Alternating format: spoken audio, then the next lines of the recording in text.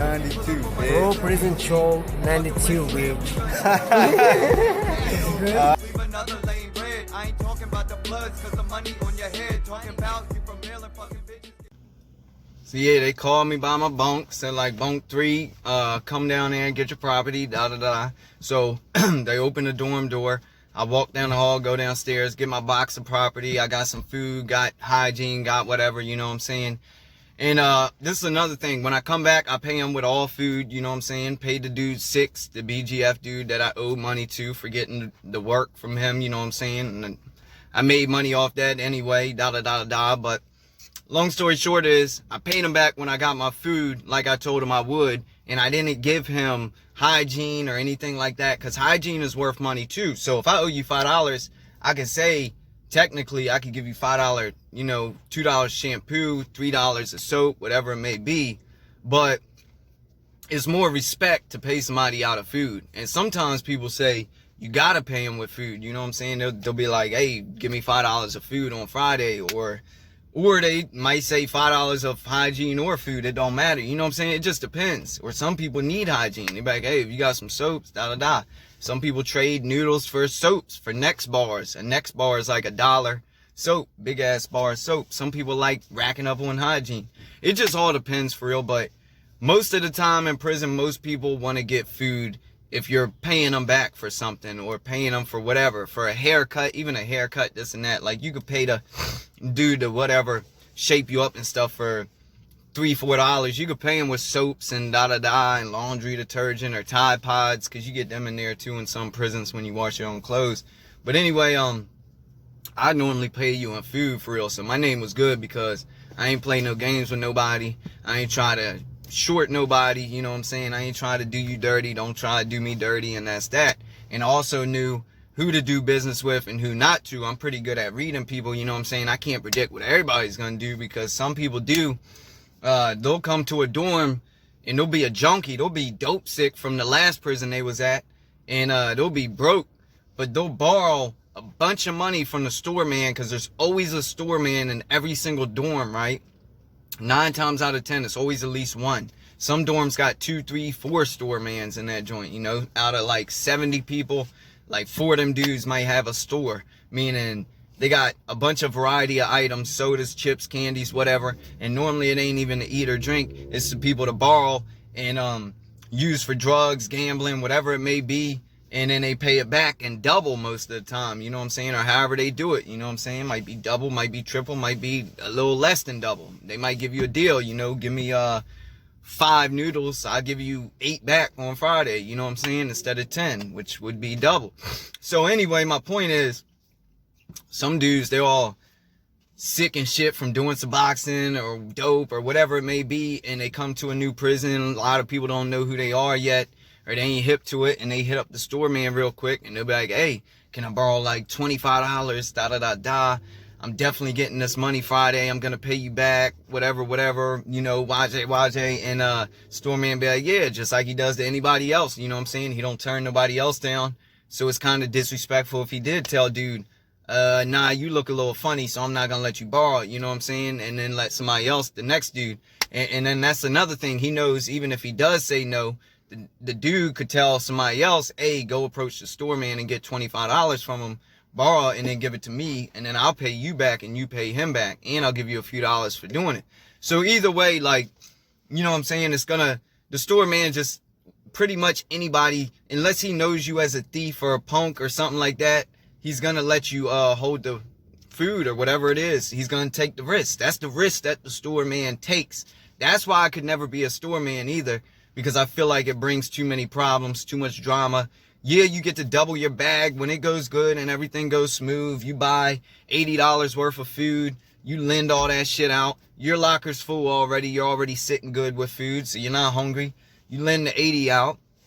You get back 160 on Friday, you know what I'm saying? Or whatever day your commissary comes. So yeah, you're flipping, you know what I'm saying? You're hustling basically on the streets, like a drug dealer hustling. But at the same time, you take some losses too, because there are people that they ain't gonna go hard and just take all your shit, but they're gonna say, oh, let me borrow $25, $30. They're gonna borrow and then they're gonna check right in, you know what I'm saying? They're gonna go down for breakfast and say, hey, I'm scared for my life, blah, blah, blah, threaten me or whatever, you know, just make some shit up. And they're going to say they found a letter on their bed saying they're going to don't go to sleep tonight because they'll get their throat slit or whatever the fuck. They just make some weird shit up. They'll tell the cop, and then the cop has to, I guess his job is he has to, you know, protect that person. So in order to protect that person, they can't leave him in there in case something does happen. He does get his throat slit. And then he done told the cop, and the cop ain't do nothing about it. He's going to lose his job. So the cops, they lock him up, not like he did something wrong, but they put him like away from everybody else, put him in lockup or wherever the hell, holding tank. They go upstairs, go to the dorm, wherever the dude's from. They go get his locker and bed and da-da-da. Take everything out of his locker. Now, everything out of his locker is going to be that $25 that store man just let him borrow, plus whatever else he had. And even if the store man goes up to the cops like, hey, I just let him borrow $25. Why y'all packing him up? Man, I need to get my stuff back then. Blah, blah, blah. He's not going to be able to do that. The police going to say this shit's in his locker. We're not giving you nothing out of his locker. Because if that was the case, whenever somebody gets rolled up, anybody could just step up and be like, oh, that's my CD player in there. I need that back. Or blah, blah, blah. They're not going to play like that. That's why you're just supposed to keep your shit in your locker. You know what I'm saying? In your area. So anyway, you pretty much get got and there's nothing you can do at the time. So if homie, I've seen it happen a million times though. If homie comes here, grabs $20, $40, checks in, he's locked up, he's safe, ain't nobody touching him. The police got him locked up, put away inside the prison somewhere. And they're getting all this stuff and they box it all up until they ship him out to a new prison. He goes to a new prison, boom, starts fresh. Does the same thing or whatever. He goes and spends all that money he just borrowed from the store man. You know what I'm saying? Gets high, and that's how you do it. Like, it's crazy that people are that patient. They're willing to do that, pack their shit up, wait to get shipped out, and then go to a new prison, then spend the money. You know what I'm saying? But some dudes just got a bad name in prison, and I guess it's because they probably been punked before, slapped in the face in front of everybody, or they just, whatever. You know what I'm saying? They just got caught lying and stealing before, so now their name is just bad throughout the prison. And they just keep making it worse and worse, you know what I'm saying? Eventually, that's how people get killed. And then you wonder why people get killed inside a prison, you know? It's kind of the same thing like out in the world. It's not because prison is so dangerous that everybody just gets killed that goes there. Like, yeah, it's possible you could go there and, like, be totally innocent, just do your time and get in the middle of some shit on accident and get killed, possibly, just like out here in real life. It happens. But most of the time in prison, if you're minding your business, you're chilling, you're staying to yourself, you're staying in the cut, doing your time, you're respecting people, you're not disrespecting them, you're not asking nobody for shit, you're not joining a gang, you're probably not gonna get killed, even if you got 5 years, 10 years, 15 years, 20 years. You feel me? You're probably not. You might get in a fight or two, just off of some bullshit, but that's about it at max. It, you know, at most prisons anyway. And it depends too. Like I said, nothing's ever a guarantee. There could be a riot that kicks off. There could be a fuck it moment for somebody that just smoked K2 and they're out of their mind and they don't know who's who and they just start knocking people out. And I've seen that happen too. A guy smoked so much K, he started having an episode. We call it an episode when people start tweaking off K. But normally an episode is people like shaking, shivering, or can't talk, whatever, can't walk. You gotta pour ice water on them, try to get them up, you know what I'm saying? But this dude started having an episode where he started tripping. He started feeling like everybody was trying to stab him or out to get him, I guess, and he just literally went off and just went down the bunk line and just boom, boom, boom, cracked like 3 dudes, dropped them literally back to back to back. Dude was a kind of big dude too. This is no lie. Cracked 3 dudes. The dude that was standing up, posted in the corner, talking to his mans, seeing the shit happen just like everybody else. Now, he was like the next guy for that guy where he was coming towards. So he was already ready. He knew the dude was tweaking out on K. As soon as homeboy walked down there, he cracked him. Boom, just laid him straight out. My bad, y'all. But yeah, so the guy that was doing all the violence, that was having the episode, he ended up getting laid out because of that shit. He didn't get killed, but he did get rocked. He got beat up because he had an episode and went crazy. You know what I'm saying? And he doesn't do it all the time, but he smoked K and that's what he did. You know, so it does happen. Shit happens in prison that sometimes you can't avoid. Like, what are you gonna do? You know what I'm saying? you that could have been anybody at them bunks. That could have been anybody. You know what I'm saying? And if it's you, then it's your turn. It's your time. You gotta fight. You gotta go. You know what I'm saying? So that's why I'm always on edge and on prison too. Like, there's times where you chill out. And sorry guys, I know I'm talking about a lot of stuff in prison, but I just want to paint a real good picture of everything that I went through in there. You know what I'm saying? It's not a particular story, but it's just a lot about prison and the experience I dealt with. But anyway, back to what I was saying. There's times like you're on edge, like to where you're always on, I would say you're always on point. Like I'm always on point in prison because whenever I'm up and moving, especially, you know, I do got times where I'm chilling back and I'm kind of like, so like somebody could catch me off guard. You know what I'm saying? I'm just chilling, like playing cards, smoking K. I'm relaxed. But that's normally when the dorm is relaxed. Everything's good, blah, blah, blah. Cops ain't fucking with us. Ain't nothing about to go down. You know what I'm saying? The air don't feel thick. I'm chilling. I'm doing me. I'm getting all fucked up. I'm drinking, whatever. But other than that, if I feel like there's tension going on, and especially if I'm in a dorm and I feel like something's about to go down, I'm not about to get all drunk. So that way I'm thrown off, you know what I'm saying? Thrown off balance and not really knowing what's going on and shit. And I'm not going to smoke too much K or nothing like that, you know what I'm saying? And I'm going to be on point. I'm going to be doing what I need to do, and that's about it. I'm not going to be running around the dorm and doing this and that. I'm going to stay on point, you know what I'm saying? And be ready for whatever is about to pop off if I feel like it could possibly involve me somehow. So, yeah, you do stay on point. When you walk the child, you definitely stay on point. That's when people get hit up, you know what I'm saying? Because that's when other dorms meet each other. When you go out to rec, you stay on point, but you go out and have a good time. You play ball, you do your thing, you just do it like a man, you know what I'm saying? But you still have fun. It's not like you're always scared watching your back every second, though. Like, oh my gosh, is he going to stab me? Oh, is he going to stab me? Oh, is he going to stab me? He looks like he could stab me. Like, it's not like that. Man, I played so many games of ball out there with them, and I was the only white boy. At some prisons like Brockbridge, I was the only white boy there most of the time when we would play ball. The only white one that would play basketball with everybody, you know what I'm saying? And I would put body in. They would try to body me, you know what I'm saying, and push hard and see what I would do. But I would man up and push back, you know what I'm saying? I would give them body back. So I gained respect that way too, you know what I'm saying? And I would go out there and just, yeah. It's like you're already locked up. You already can't see your family. You can't see your son. You can't see this, can't do that. You lost your freedom. So now what do? You got to enjoy it. You can't just sit back and be scared, nah, I ain't going to play ball today. And some people do their time like that because they just don't want to be caught in the mix. And it don't mean they're weak. There's some big dudes that's really tough that can handle their own, but they just choose not to bet. They choose not to play cards. They choose not to play sports because they don't want to get in the mix of the politics. They don't want to get in arguments. You know what I'm saying? They don't want to put themselves in that bad position. They just want to do their time, stay to themselves, go the fuck home. And that's on them. I don't got nothing bad against them. I'm not the loudest in the dorm, but I'm also not the quietest to where I'm just going to shell up either just to do my time. Like, I'm going to try to have fun some days too. You feel me? Because doing time can be stressful. And when I'm away from my son and I got to say bye to him and he sounds upset, yeah, I want to get my mind off that shit. So I'm not just going to go back to my bunk and just sit there and reminisce about being free with my family and this and that on the outside world. Nah, I'm going to go when they call rec.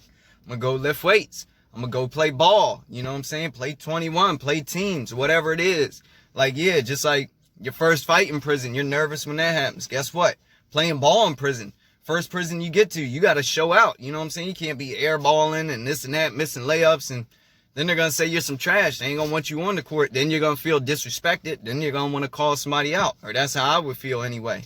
So yeah, I try. I know I'm taking a chance when I go play sports or this and that, but I know at the same time it's worth it to me because I need an outlet from prison. I need to get my mind out of these bars for a minute. And when I'm playing basketball, it feels like I'm back in the hood, back in the streets, playing basketball with my homies, you know what I'm saying? And just running a game. And that's all I'm worried about is that game at that time and moment, you know what I'm saying? That's it. So it's hard to say for somebody else going to prison. It just depends on how you act and how you carry yourself and stuff, if you should be involved with sports and stuff. But I would say, like, don't hold back and make time worse because you're scared to do this and that. You know what I'm saying? Like, if you know you're good, man, just go hop out there and do whatever you want to do. If you like baseball a lot and they got the baseball and the bat out there, man, go ask them dudes, can you hit the ball too? You know what I'm saying? Go play the shit too. I would say don't hold back. Don't just walk the yard every day just because that's all you feel you can do, and you know, you feel it just keeps you out of the loop and you don't want to get in trouble. Nah, I would say, man, shit, if baseball was your passion, or basketball, or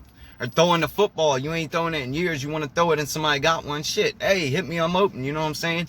It can't hurt, whatever, it is what it is. But I would say live a little bit. Yeah, don't make yourself suffer in prison, man. Definitely don't. You got to come out a better, stronger version of yourself, meaning you got to do the time. You can't let the time do you. So you got to get comfortable in that joint. You ain't got to be comfortable to where you're yelling around, screaming, acting all foolish like a young ass kid. Nah. But comfortable like, you know what I'm saying? Hey, you got a daily routine. You get up, you work out beside your bunk. That's your area every morning. Everybody knows that. You know what I'm saying? You put your towel down, you do push-ups. Nobody mess with you. You shower. After that, you go get your breakfast, your lunch, whatever it may be, and you go to rec. You hit the basketball court, you know what I'm saying? And you do what you do. Just get your routine, you know what I'm saying? Come back and read, hop on the phone after that. But yeah, don't hold back. Don't be scared to hop on the phones because you see them big dudes on the phone all the time. Like, they own the shit. Like, nobody owns it, you know what I'm saying? And if it is a prison where it's gang phones, because sometimes it is like that, and people respect it. That's a blood phone, that's a Muslim phone, that's a dog phone, that's a civilian phone. And just use the civilian phone. It's always a phone or two that's neutron, you know what I'm saying?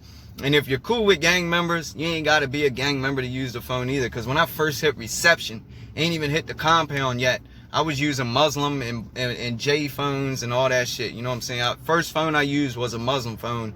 I got put behind some dude, you know what I'm saying? Whatever, he held me down, and yeah, I hopped on that joint. So it's all love. If you show love back, you know what I'm saying? Or show love first, they're going to show it back if it's a real dude, you know what I'm saying?